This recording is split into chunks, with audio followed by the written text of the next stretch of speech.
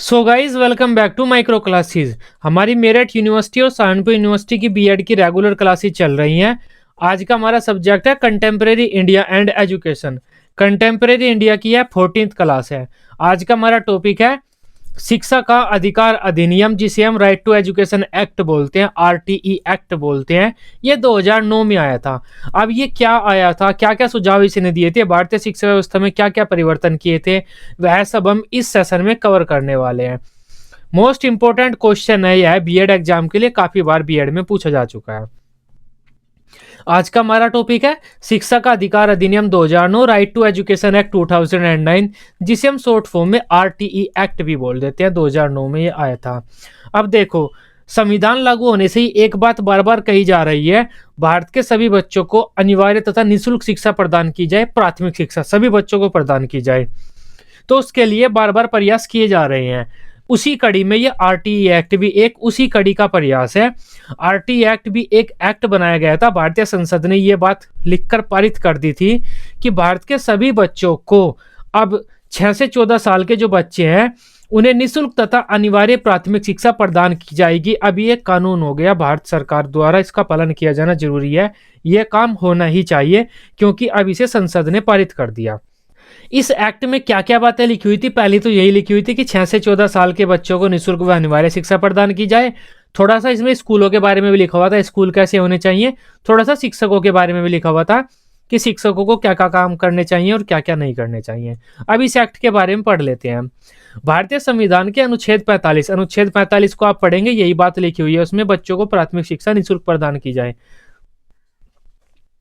भारतीय संविधान के अनुच्छेद 45 में यह प्रावधान किया गया था कि राज्य इस संविधान के लागू होने के 10 वर्ष के अंदर 14 साल तक की आयु के सभी बच्चों को निःशुल्क व अनिवार्य शिक्षा प्रदान करने की व्यवस्था करेगा। लेकिन ऐसा नहीं हो पाया क्योंकि ये इतना आसान नहीं था। भारतीय संविधान के अनुच्छेद 45 में यह लिखा हुआ है कि संविधान लागू होने के 10 वर्ष के अंतर्गत भारत के सभी 14 साल तक के बच्चों के पास अनिवार्य तथा निःशुल्क प्राथमिक शिक्षा पहुंच जानी चाहिए। लेकिन ऐसा नहीं हो पाया। उसके बाद इसके लिए और प्रयास किए गए।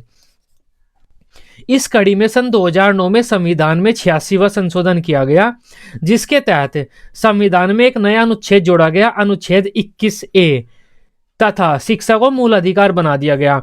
अनुच्छेद 21A में भी यही लिखा हुआ है कि भारत के सभी 14 साल तक के बच्चों को निःशुल्क अनिवार्य शिक्षा प्रदान की जानी चाहिए, प्राथमिक शिक्षा।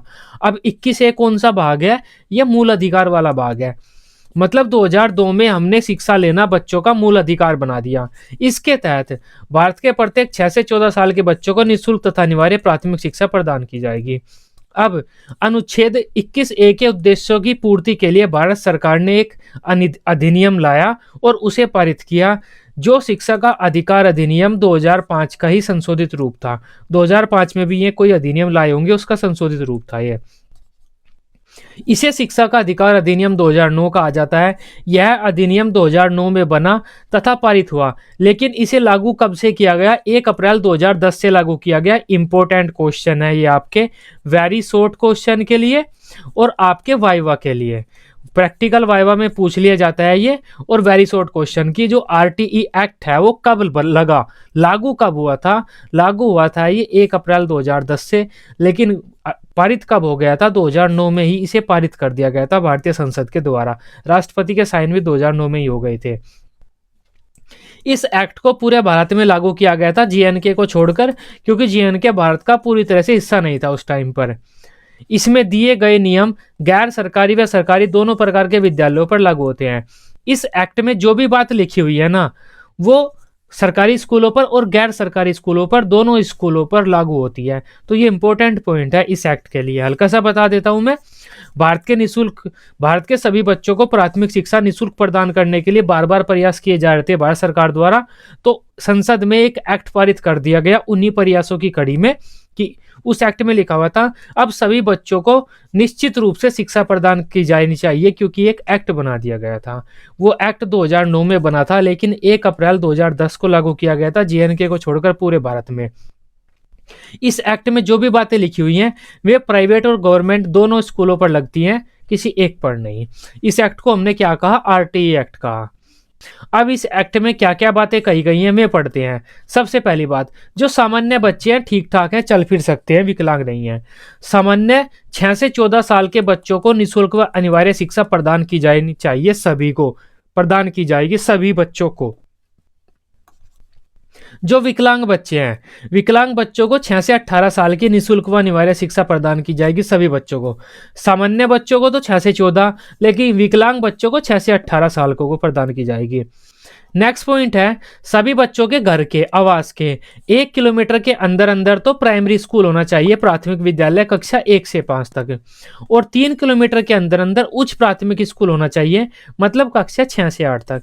किसी बच्चे का घर है, उसके 1 किलोमीटर के अंदर अंदर प्राइमरी स्कूल होना चाहिए और 3 किलोमीटर के अंदर अंदर उसके घर के उच्च प्राइमरी स्कूल होना चाहिए, हायर प्राइमरी स्कूल होना चाहिए 6 से 8 तक का। अब यही बात है, जो कोई छोटा सा गांव भी है ना, उस छोटे से गांव में भी एक प्राइमरी स्कूल आपको देखने को मिल जाएगा, चाहे टीचर और बच्चे न उसमें, वो इसी एक्ट के तहत बनाया गया था, इस बात को पूरा करने के लिए।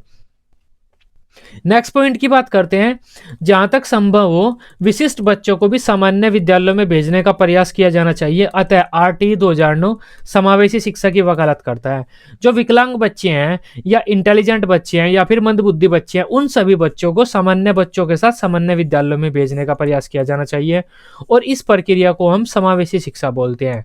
एनसीएफ 2005 जो आया था ना, एनसीएफ 2005 में भी समावेशी शिक्षा की यह बात कही गई थी।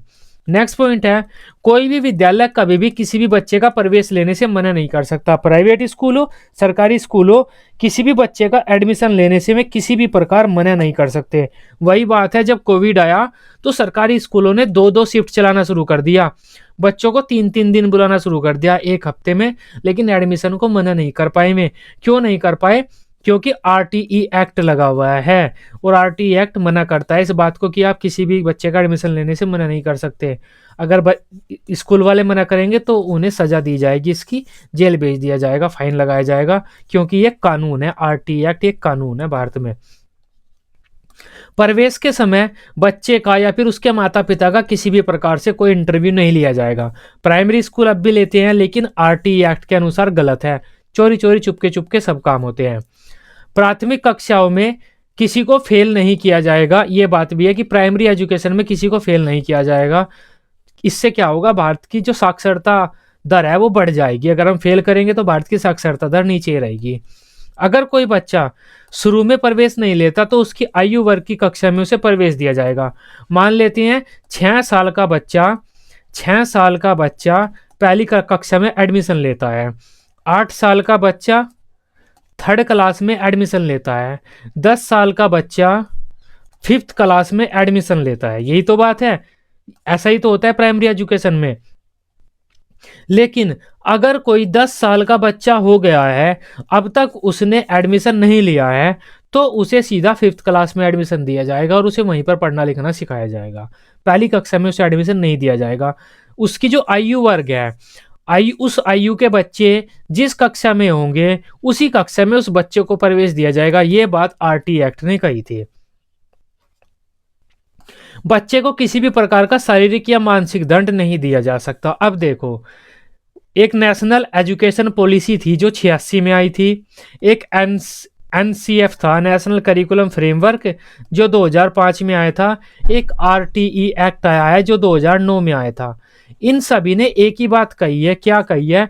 बच्चे को आप कोई भी दंड नहीं दे सकते, लेकिन आपने 10वीं 12वीं कक्षा पास की होगी, उससे पहले भी आपकी पूरी कुटाई हुई होगी, लेकिन 3 बातें उस टाइम पर 3 नियम बन चुके थे टीचर को ये कहने के लिए कि आप बच्चों को पीट नहीं सकते, लेकिन टीचरों ने फिर भी कुटाई लगाई सबकी।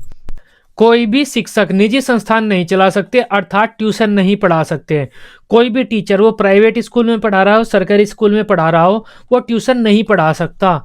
अगर ट्यूशन पढ़ाएगा तो उसे सजा मिलेगी, क्योंकि ये कानून बना दिया गया है कि कोई ट्यूशन नहीं पढ़ा सकता। अब आपके टीचर ने आपको बताया होगा कि ट्यूशन पढ़ाना बैन है, लेकिन फिर भी हम पढ़ा रहे हैं। अगर आपके टीचर ने आपको, ट्यूशन वाले टीचर ने बताया हो तो कोई भी टीचर ट्यूशन नहीं पढ़ा सकता। ये आरटी एक्ट में लिखा हुआ है। कोई ऐसा स्कूल अगर चल रहा है जिसने मान्यता नहीं ली है, वो इस अधिनियम के आरटीई एक्ट के लागू होने के 3 वर्ष के अंतर्गत मतलब सन 2013 से तक मान्यता प्राप्त कर ले, नहीं तो उसे बंद कर दिया जाएगा। नेक्स्ट पॉइंट है, कोई भी टीचर जिसने प्रशिक्षण प्राप्त नहीं किया है, वो इस अधिनियम के लागू होने के 5 वर्ष के अंदर अंदर कोई भी प्रशिक्षण प्राप्त कर ले, नहीं तो उसे हम पढ़ाने नहीं देंगे।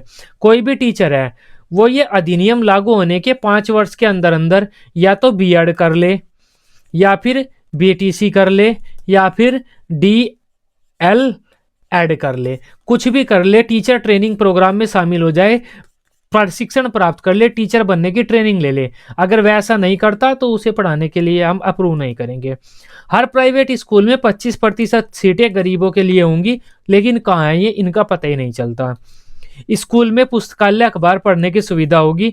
स्कूल में मिड डे मील की एक अलग से रसोई होगी, ये हर में आपको मिल जाएगी। अब जो रसोई है ये हर स्कूल में आपको अलग से मिल जाएगी, क्योंकि आरटी एक्ट ने कहा था। प्रधानाचार्य का कमरा अलग से होगा, ये भी आपको अलग से मिल जाएगा।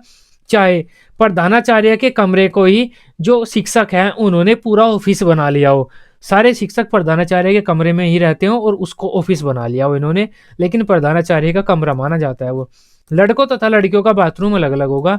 यह बात सारी आरटी एक्ट में लिखी हुई है और इसी वजह से लड़कों और लड़कियों का बाथरूम अलग अलग बनाया जाता है। अब बात कर लेते हैं, आरटी एक्ट ने छात्र शिक्षक अनुपात भी दिया गया है कि कितने बच्चों पर कितने शिक्षक किस स्कूल में होने चाहिए।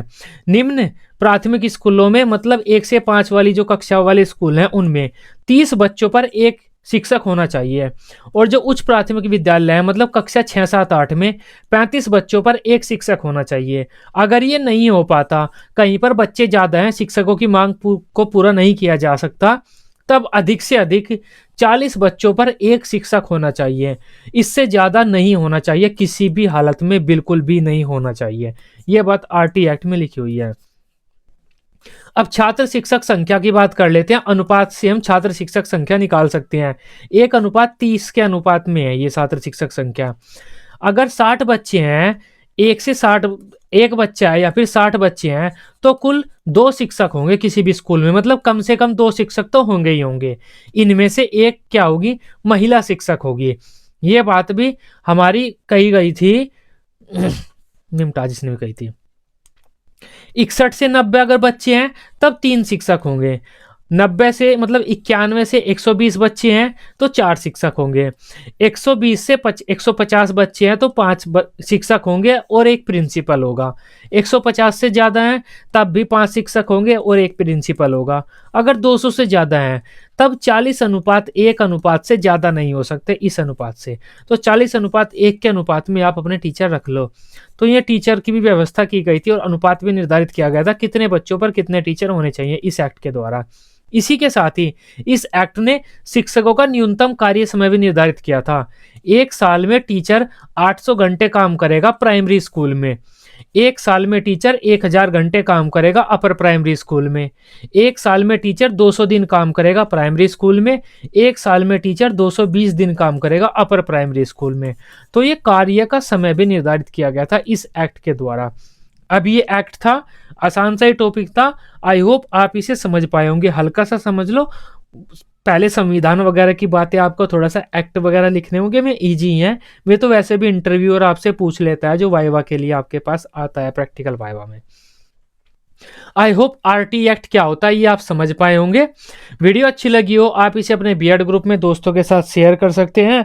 बीएड की इसी तरह से डेली रेगुलर क्लासेस लेने के लिए आप इस चैनल को सब्सक्राइब कर सकते हैं।